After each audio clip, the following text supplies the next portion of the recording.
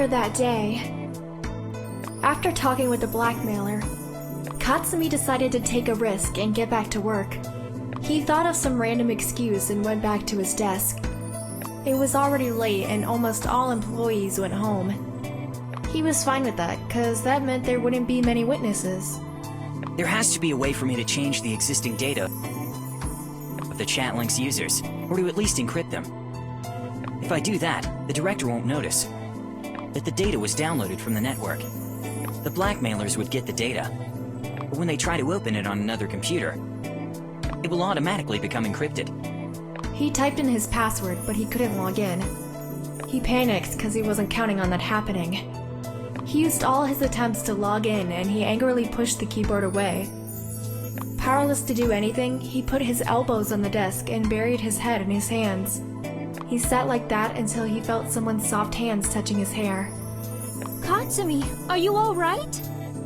What are you doing here this late? I'm fine, Mizuki. I just forgot to finish something urgent for your father. And I'm in trouble now. You're not worried that much about work, are you? There's a solution for everything. Here, I'll help you. Don't sweat about it. It's not your fault that I'm so irresponsible. You're not irresponsible. Being here tells a lot about your intention to finish your work on time.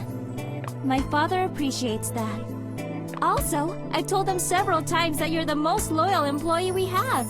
Oh, Mizuki, don't you think you're exaggerating a bit? I mean, I can be hardworking when I want to. I'm not exaggerating, Katsumi. I stand by my words. I admire your intelligence and your ability to find your way out of any situation. Katsumi already felt that Mizuki was about to throw herself into his arms, cause she was tightly holding her purse in order to prevent herself from acting on her feelings. It was clear that she felt something for him. But not even Mizuki was sure what those feelings were, admiration or love. You see, Mizuki, it seems like that's not true. I forgot my password and I can't finish the job tonight. That's not a problem at all. Mizuki stood on her toes and glanced at the rest of the desks in the office to make sure they were alone. Then she took his keyboard and typed in the administrator password. Katsumi's computer was unlocked. He saw what Mizuki did, and he knew that she decided to do that because she had no idea how much power she was holding in her hands. On the other hand, she might have done it because she had a crush on Katsumi.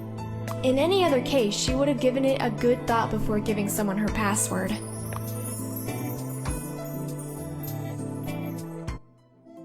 Later that day, since my boyfriend suddenly decided to leave me alone,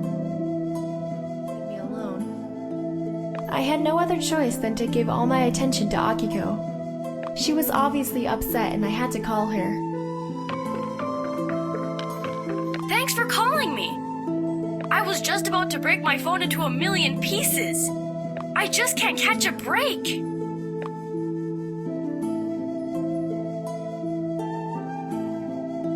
You can't catch a break? I'm the one with no luck here. Who knows how this will affect me? Tadaki can simply decide not to help me at all. Oops. Tell me what exactly happened between you two. Well, Tadaki saw us together and he thought that I was the one who actually found out who he was and that I wanted to see his reaction. That's why he decided to send his photo and reveal his identity. He wanted to know where he was standing with you. He took a risk. I don't know what he wanted to achieve with that. What kind of guy has no courage to approach a girl and tell her he likes her? The most of them, Akiko. Sissies! I don't need a sissy as a boyfriend. That's true, but what are we gonna do now? How should we act?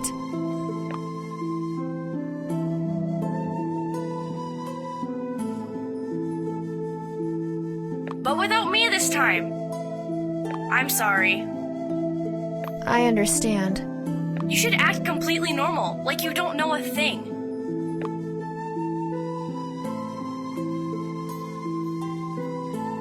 That's easy for me, but my advice for you is to think about it and give Tadaki a chance. You know that nothing good ever comes from texting. Everybody understands text differently. Please? I was finishing my conversation with Akiko when I noticed my boyfriend running across the bridge. He said he was in a hurry to get home. Why would he still be here in the park? I don't know if I can run as fast as him and catch up with him. I ran after him, but he was already far away, so I couldn't catch up with him. I stopped and leaned on a tree to catch my breath. I was still following him with my eyes. I saw my boyfriend in the distance as he stopped to talk to somebody. I took a good look of the person Katsumi was talking to. He seemed like a man in his mid-40s. He was wearing a hoodie and kept his hands in his pockets. I gathered the last of the strength that was left in me and I ran toward them. I saw Katsumi giving something to the stranger, who then looked up toward me, put the hood on, and quickly left pretending to jog. Katsumi, hey! I'm sorry. I didn't know you came after me. I didn't, but then I saw you coming back and going to the other side. I thought you were going home. Yeah, I was. However, I met somebody and I wanted to say hi.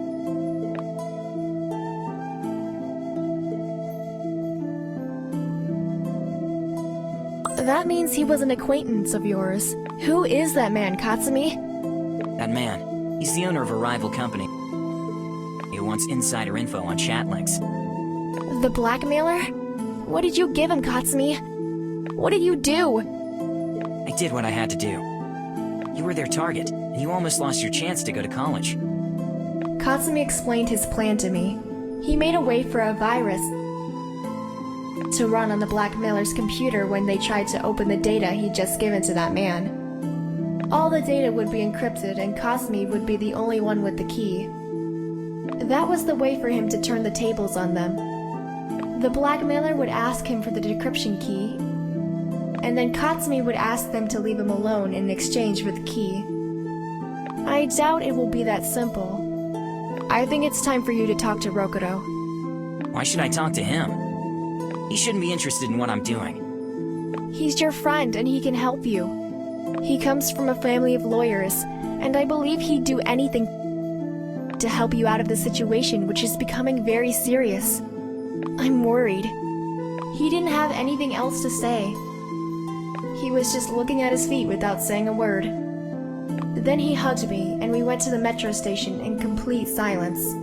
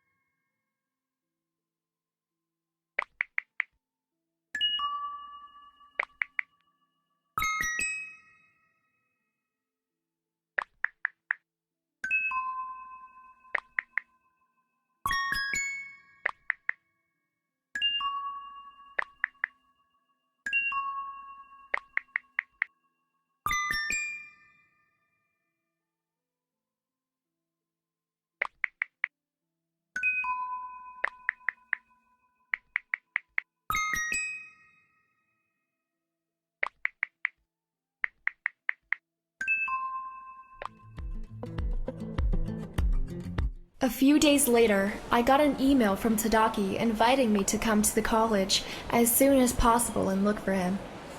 He wrote that he'd fill me in on the progress of my case, and he also said it would be best if I came alone. I won't tell Akiko Tadaki called me yet. I hope I'll be able to call her and tell her good news about my college enrollment, and nothing else matters. After I entered the building, I noticed a number of freshmen gathered around a prominent stand at the end of the hall. I approached them and saw they were buying clothes with the police academy emblem. I'd never seen the students wear such uniforms, and I supposed the clothes were new. Misaki was right. The police academy is so popular that they decided to make a special clothing line. The high demand did its magic. I'm curious to see how it would fit me.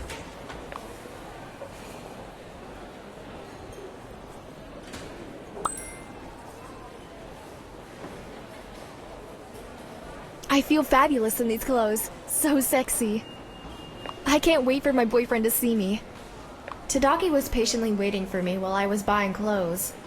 I was embarrassed for not noticing him earlier. Hello, Tadaki. I'm sorry, I got carried away by shopping. Don't sweat about it. I have to say you chose well.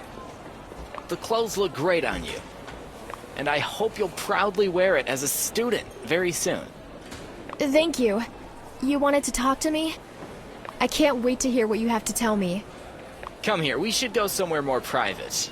He leaned against the wall and started talking quietly. I think there's a good chance for you to take the entrance exam soon. Is this possible? Is that the final decision? It isn't. I filed your request, then personally explained your case to the dean. I told him you were my friend, and that the college made a technical mistake. Did they believe in what happened to me? And that I'd lost my phone? Not really. That's the problem. You see, 70% of students has exactly the same excuse for whatever happens. I can only imagine. The dean believes me and he entrusted me with your case.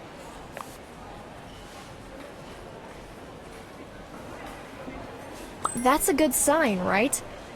You're on my side. Are you gonna help me? Of course. Although I expect you to return the favor. I'll do everything in my power. Just don't ask for something impossible. Like what? I'm not rich. I can't... Don't you even say it. I'd never ask you to bribe me. Please. Forgive me, but that's the first thing that came to my mind. What I want from you is to make my date with your friend happen. Oh, with Akiko? I mean... I suppose you want a date with her, 'cause she was with me last time. That's right. You gave me a very hard task. Mine wasn't easy either. Tadaki seemed different now. He wasn't ashamed. He didn't seem like a weakling, but like a decisive young man. I had no other choice but to call Akiko and tell her I'd wait for her, so that we could go home together. It's better for us to be somewhere in public, 'cause I'm sure she'll be mad when she finds out. She'll go on a date with Tadaki because of me. Akiko was impatient to hear the news regarding the college. The fact that I had to admit to her that I used her for my own gain made me sick in the stomach. I could only count on our lifelong friendship and her understanding of my situation. You survived meeting Tadaki. How did it go? Pretty well. It's like he relaxed a bit. Our conversation was informal, which wasn't what I expected. It's good that he was even able to talk. He looked like a scared puppy last time. You do make people feel like that. Wonderful. Thank you very much. You know I'd never lie to you. That's the truth, and it's funny. Not to me. These days, a girl can't find a guy who's just right for her. It depends. Fine. Stop bragging and tell me how it all ended.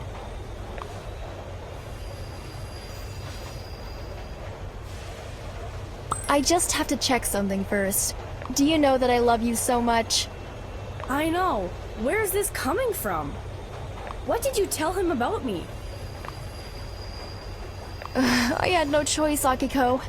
I promised Tadaki I'd tell you a few good words about him, and that you'll agree to go on a date with him. Akiko made a creepy face and looked at me with no emotions whatsoever. She was trying her best not to yell at me. He might turn out to be a cool guy. Some people fell in love like that. They started with being a bit hostile, but after some time, incredible lust developed between them. Please, shut up! Akiko, don't make me beg you. Why is it so hard to spend an hour with some guy like Tadaki? My future is at stake here. I know. That's the only thing keeping me from exploding with anger. So you're in. Right?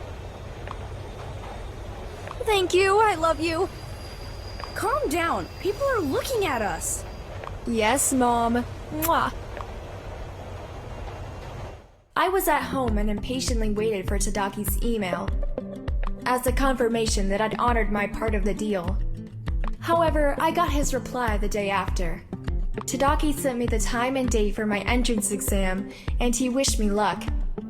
My life was once again in my hands, and I felt awesome.